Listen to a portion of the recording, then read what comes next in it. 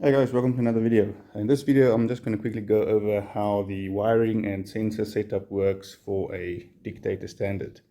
Now we all use these because they're quite cheap and everyone supports and tunes them.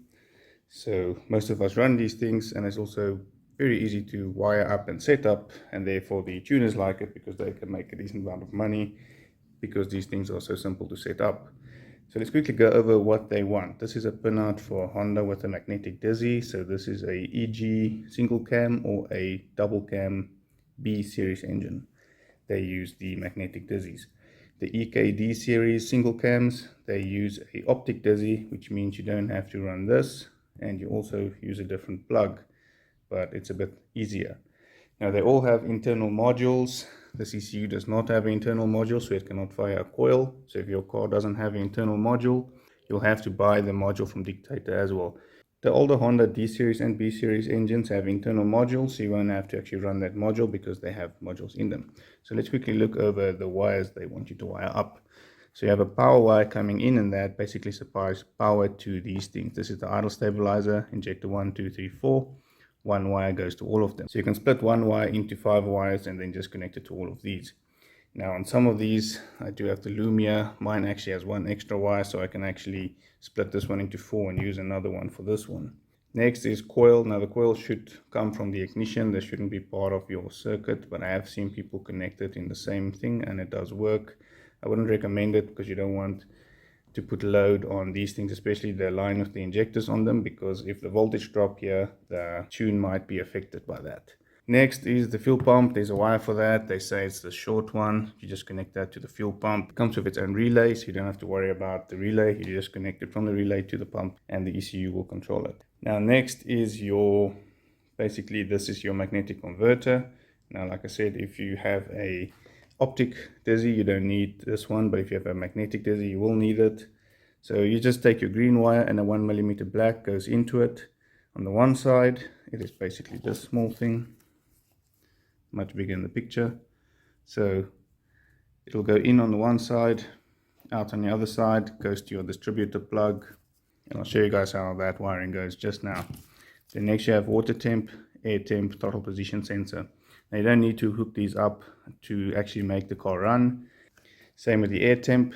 It'll detect the air temp and there's a compensation map on the software that you can tune, and that will compensate for the air temp. If you don't hook it up, what will happen is when it's really hot, air is less dense, so you'll have less oxygen, so the car will run richer when it's really hot. And then when it's really cold, there's more oxygen, and the car won't be able to detect that and compensate for it if you don't run this, so the car will run leaner when it's cold. The water temp one is basically the same thing, but just for the engine temperature, and that should stay constant. So if you can deal with the car running bad during warm-up, you don't have to hook that up as well. But I would recommend, of course, hooking both of them up. Throttle position sensor. Now these ECUs can run off 2 types of inputs. It's either going to be the internal map sensor, which connects to the intake manifold, and then it uses that and the RPM to dictate how much fuel goes into the engine. Or if you have a normally aspirated car and doesn't work for turbo cars, only normally aspirated, you can actually set it up using the throttle position sensor. And then you can leave the map sensor open to atmosphere, and that will then compensate if you go down to the coast where there's higher air pressure. You can basically set this to compensate for that. If you don't do that, your car might start running really lean when you go down to the coast. Let's say the car was tuned in Joburg. Now you can use the throttle position sensor to tune the car as well. That takes much longer. Your tuner's probably not going to want to do that, but you can do it. Now if you're using a turbo car and you're using the internal map sensor, this is used for what they call throttle pump. So basically if you stab the throttle quickly, the sensor won't respond as quick. So what will happen is this will detect that and initially give you a bit more fuel. So you'll just have a bit more responsive car if you hook this up and set the throttle pump up correctly. Otherwise you don't have to run this. It doesn't require this to run. Next is your idle stabilizer. That's basically just the blue wire gives you an earth, and that controls the sensor, and that helps you idle. There's a whole setup thing for idle. I've seen many cars, my car included, doesn't run with this, so you can actually get it to idle without using that. Let's quickly go over the sensors and look at where the sensors are, where you'll find them, and basically what they do. First of all, injectors, they're normally really easy on the intake. If you have a 4-cylinder, you have 4 injectors. If you have a V6, find the intake. You should have 2 banks of 6 injectors. 3 on each side, you shouldn't have a problem finding them. If you do, then you should probably not be messing around under the bonnet. Now next you have the temperature sensors. Now the intake air temp sensor, in my case it's on this intake pipe. So this is the turbo intake pipe. It sits over here. It will either sit in your intake pipe or it will sit on the intake manifold itself. I know some Hondas actually the intake air temp sensor sit at the back of the intake manifold, or it sits on this third runner or the fourth runner. So you'll connect your two wires to intake air temp. We'll go over which wires now. Next you will have this is your coolant temp sensor. Now in my case it is near where this hose comes out, because this is the hottest side of the engine. Obviously your coolant goes in, passes through the engine, comes out again, goes back to the radiator. And like I said, this is mostly used for cold start. Now the Dicktator does have a GPO, or they call it flaps or whatever. In this case we have VTEC, so what I'll do is I'll hook that wire up to VTEC. We have the VTEC solenoid here. Now the wire they give you is an earth, and you actually need a 12 volt for this one. So you'll use a relay to convert that to a 12 volt, connect it to the VTEC solenoid, or you can hook it up to NOS or anything you want. In my case it's VTEC. Next sensor is your GPS. Now you can look for your throttle cable. In this case comes from the firewall over there, runs, and it goes to the throttle body. So look for your throttle cable, you'll find a throttle body, and it's normally connected. So as you can see, as you step on the pedal, it'll open your throttle body, and here's a TPS on the other side of that, because it's basically connected straight through, and this reads how much you're actually moving the throttle plate inside the throttle body. Now if you have a bit newer car, you might have the throttle position sensor, which is this one, connected to your pedal, or it might sit in a different location, but then you have a drive-by-wire and you might have to buy the drive-by-wire ECU. Now next is your engine pickup. Now in this case Honda has 3 pickups inside this distributor, and you can see you have all these wires. Now this is a standard ECU, so it's the basic one. It's a single trigger per event. So in here there's a 1-pin rotating sensor, there's a 4-pin, and there's 26-pin. The standard ECU uses that to know where the engine is for sequential fuel injection. The Dicktator doesn't use sequential fuel injection, so it only uses the trigger per event. So you'll find in here there's a 4-pin sensor, and the wires for those are, it's the beige and black one, and this white and blue one. Those are the 2 wires you're going to use. Then also the module is also in here, so your ignition output's going here, and your trigger input will all go to these plugs here. And also the coil is also in here, so your coil power in my case will also go here. If your coil is located outside the distributor, let's say on the firewall or something, your coil wire will go there. So yeah, I mean, that's quite basic. It's very basic stuff. The ECU, the Dicktator ECU itself is very basic, so it is not very difficult to wire it up. So let's quickly look at this wiring diagram they give you, and I'll quickly tell you guys where everything goes. So you can see injector negative, there's 2 wires. Here they are. So basically you're going to connect 1 to 2 injectors, so you split these wires. So you have 2 wires, you have to split them to 4, because you have 4 injectors or 6 injectors, then you need to split them to 6. I think this is probably for the V8 guys, so you can have a negative for each bank of cylinders. But in my case I'll just split like this, say here, split between 1, 2, and then 3 and 4, get their own brown wire. Next, blue wire, idle control. This is a earth, so you basically give it power. As you can see, the idle control gets power from the yellow and red, and the blue is the earth. Earth is controlled by the ECU. And here it is basically just a solid blue wire. Next you have from injector positive. Now what I did here is I took the injector positive, jumped it from 1 wire to 2 wires, and then on the other side of this plug, I'll show you guys later, I jumped it from 2 wires to 4 wires. Same with the injector browns. They jump in, they go in at the bottom, and on the other side it comes out as 4 wires. So I have my 8 wires needed to run the 4 injectors.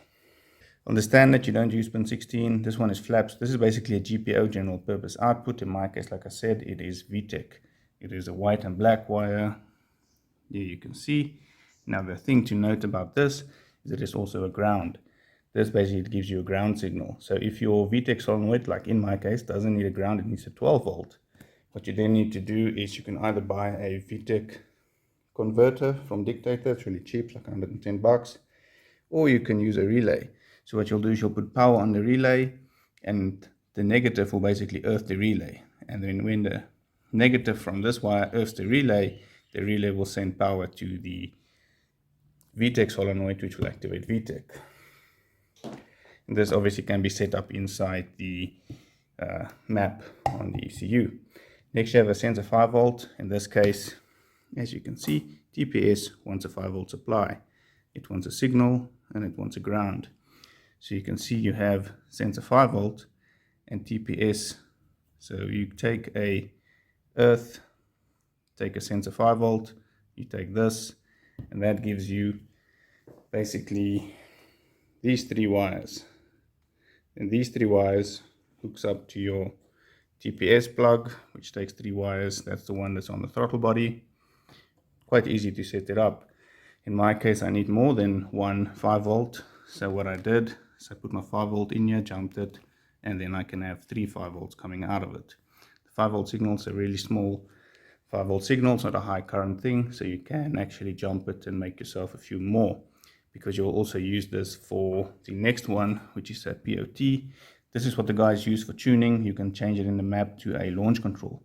So if you take this 5 volt and you connect it to POT, that'll activate launch control. So what you can do is take a little switch. So what I have here is a momentary switch, so it's only activated while I press it. Now what you can do is you connect the 5 volt from the, so you connect this 5 volt wire to the POT wire, which is the green and yellow, via the switch. So one goes in, one goes out. As soon as you press this, these two connect together and that activates your launch control mode. You can also do a pedal switch. Next you have the air signal and water signal. Now air and water, come back here, you can see purple, yellow, and basically purple, yellow. Air and water, very easy. The other wire they require is a one more black, one more black. So if you're going to come over here, so here I have the wires laid out. You can see we have the yellow and the purple. And then obviously you need a one more black for them. Now you need 4 one more blacks basically. So you can see this one wants a black, one more black, one more black, and one more black. So you want 4, but the ECU only gives you, or the wiring loom only gives you 3. So what I did is I jumped it, 1 more black in, 2 comes out. So this black and orange are actually just both 1 more blacks, and I'll connect them to these 2 sensors. So I'll connect them like this. So purple and a 1 more black, and then the yellow, and in my case orange, which is also 1 more black. Really easy to wire that up as well. Now these next ones, these are the 1 more blacks, so you will use them for your sensors, basically all these things. And then next you have 2 fuel relay. This is already wired up. This is a gray wire that goes to your relay, the relay that's in the loom. You have the ignition output, and ignition outputs are yellow and black, and that works with the trigger. So you have a trigger, which is the input, and you have ignition output. This one goes to the coil module, either the module in your car or the module you buy from Dicktator, because the Dicktator ECU does not have an internal module, so it cannot fire a coil pack or a coil. So what you do is you connect this to, in my case, my car does have an internal module, so I connect it to the module, and that's connected to the coil, which will fire the spark plug. Trigger is basically the signal that comes in, so this you connect to your trigger wheel sensor. In my case it's inside the distributor, and it's a 4-pin, so I don't have to modify it, because you do need a 4-pin. You can't run anything else than a 4-pin on the Dicktator standard. If you have a 36.2 or 16.1 or whatever, this will go to that instead of going to the 4-pin one. So if you look at that, come over here, you see we have the green one, and the green one is obviously paired with a 1mm black. So here they are. This is the green wire, 1mm black. This is the ignition wire. Now because mine all goes into the distributor, you can basically follow it down. This is the plug that goes onto my distributor, and I've already wired up these 2. And then the yellow and black is the one that will signal the module to actually fire the coil. The green and black is the one that actually gives the signal to the ECU as to how fast the engine is turning and when to fire the injectors and the coil. So really easy, goes from basically 8 wires to 3 wires. Very simple. Now in this line, obviously I'm going to cut this right here, and then as you can see it goes into this. So I'm going to put this is a magnetic converter, because the magnetic signal is a rounded signal and this thing wants a square wave signal. So this thing makes your signal from a magnetic dizzy to an optic dizzy. So it gives you a square wave, because a square wave is the only signal the ECU can basically read. Next you have the battery, thick black, thick red. Here you can see they are coming from the Loom. This is the really thick ones, they're just plain black and red. I would recommend that you connect them straight to the battery using these terminal style stuff. Just connect them straight to the battery, nowhere else. If you want, you can run a really big fuse. I would say the biggest fuse you can find. You can run an inline fuse, or you can get one of these things. This is like a small fuse holder, and then you just run the wire through this and put a really big fuse in there.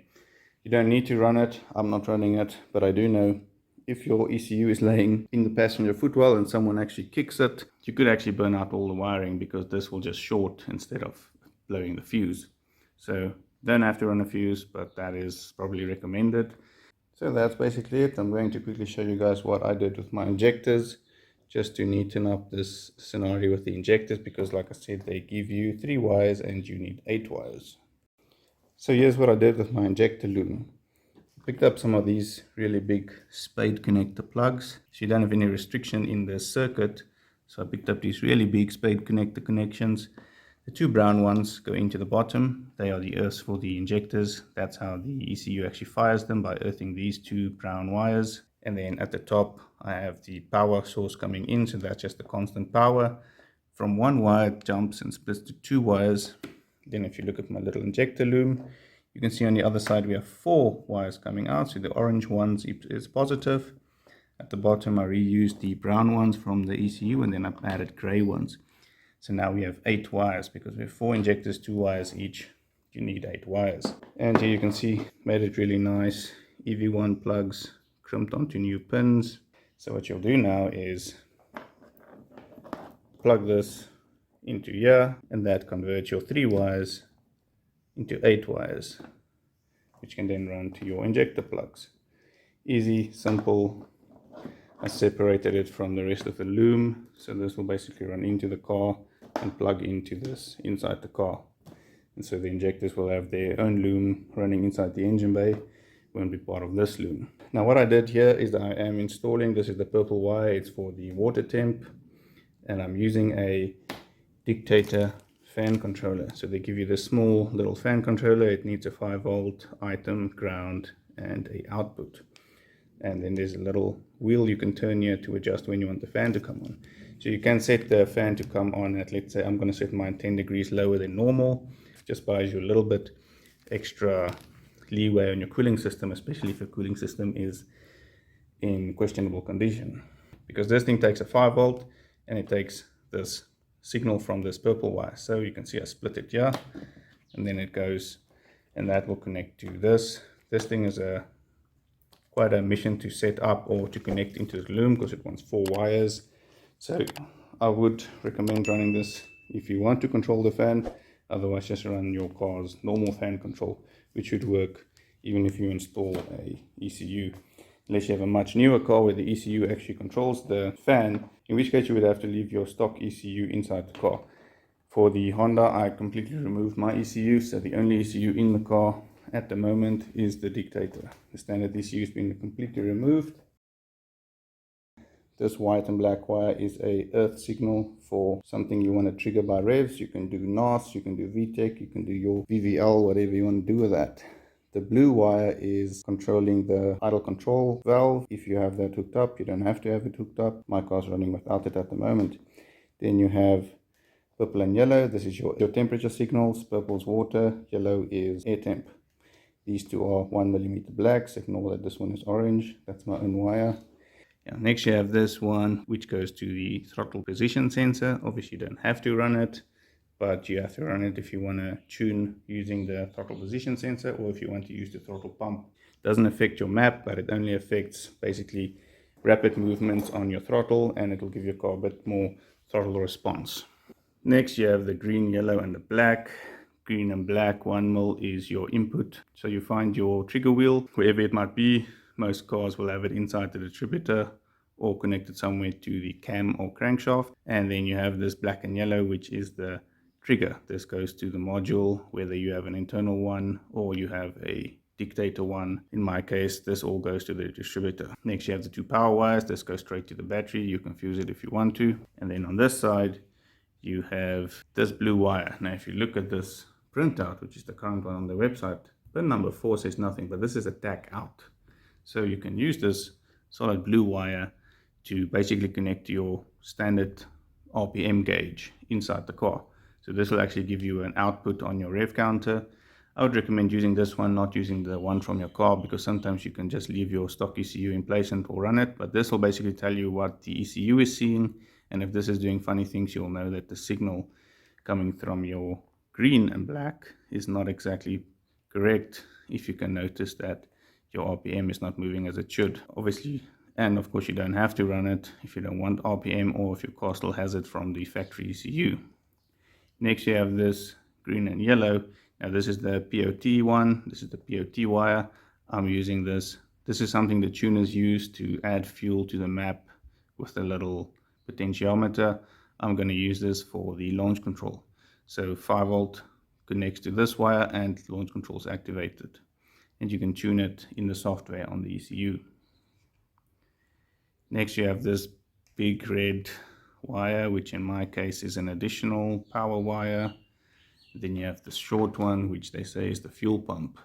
So in my case, I have 3. I have one for the injectors, one for the fuel pump, and then I have an additional one. Also, you'll see ignition 12V. In this case, it's saying red. If I look at mine, it is actually red and black. So this just connects to an ignition 12V source. So if you switch the car on, this triggers and it basically turns the ECU and everything on.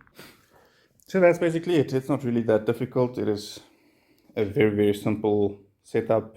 Now, the bad thing about these are they are batch fire, meaning that's not really good for idling and economy, but it doesn't really matter if you're making big power, because your injectors start batch firing anyway, even if you have sequential fire, if you're doing wide open throttle or high RPMs.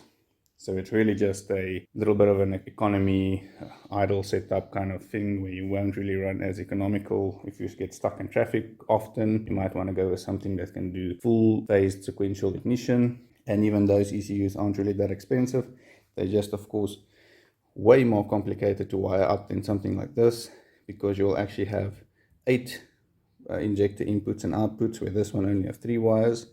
So yeah, the tuners really like these. These are very highly supported by everyone who has a dyno. Will be able to dyno your Dicktator. Also, these things have a lifetime warranty. So if something goes wrong with it, stops working, you send it back to Dicktator and they'll fix it for you for free. You'll probably have to pay to send it there and get it. In my case, one of mine stopped working. It stopped triggering the fuel relay, so I took it to them and they fixed it for free. I just collected it from them again. It took about 2 or 3 days. Not really a big deal, which is very nice, because that means even if you buy a used one, if it goes out on you and the previous owners didn't actually physically mess with the inside of it, you can send this back and they'll fix it for you, which is really nice. Service from Dicktator, not really that good. People are not really friendly, not really willing to help you all that much. But other than that, I actually bought a whole bunch of plugs from them, and I bought this shrink sleeving from them, and it is really cheap. They have a nice e-commerce website where you can get like all kinds of plugs and pins and stuff, and you can buy these things directly from them for decent prices. You can buy new looms for around $400. So yeah, overall really good, but it's a very basic ECU. But then again, you're not really paying a lot of money for it, so you can't really expect the world. But I mean, on these Honda engines, they are really simple. You basically use everything the factory thing uses. Only thing you don't use is the map sensor, because it has an internal map, so you can actually take this off and block it off, or just leave it there unplugged. And of course, the original one uses additional 2 wheels in here, so it actually knows where the engine is. So it'll fire each injector separately, where the Dicktator won't. It'll just fire all of them twice per rotation. So that's it, really simple. I'm going to finish this up now. I'll probably make a video of that, so if you want to see that, go look at some of the other videos I made. Now, I'm not an expert, I'm not a wiring expert. This is basically just something I taught myself how to do, because they give you these things which makes it quite easy. So I can't really help you, especially on other cars. I don't know anything about sensors. If you have questions relating to sensors on Hondas and Dictator and stuff, please comment down below and I might be able to help you a bit. But on other cars, I don't really have any knowledge. Also, I don't install these things for a living, so I can't install yours for you. But yeah, I hope this helps, and I hope some of you can perhaps install it yourself. Please, of course, don't think that you can just watch this video and then be a qualified installer. There is simple things like, as you can see, they give you a warning here. If you set certain things up incorrectly in the ECU, even if your wiring is perfect and you turn on the car, you could actually burn out the coil, burn out the ignition module, stuff like that. So you can't actually just wire things up and think it's going to work perfectly. You do need some skill and know-how, perhaps get some training from someone who is actually a professional. Anyway guys, please like, comment, subscribe. I'll see you in the next one. Thanks for watching.